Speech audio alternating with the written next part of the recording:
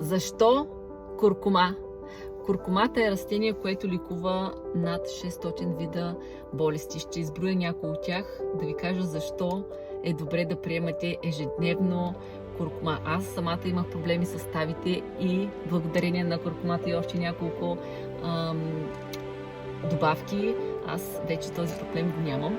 Противовъзпаление на стави и кости. Подобрява мозъчната функция, подобрява кръвообращението против тромби, разрежда кръвта също така, подобрява метаболизма, стомашно-черния тракт, който има проблем с ходенето до тоалетна, причиства черния дроб от токсини.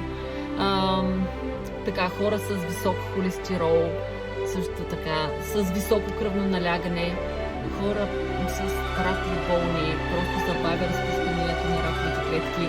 Уникален продукт. Ако желаете да се възползвате и да съдействам за това, защото е на промоция този месец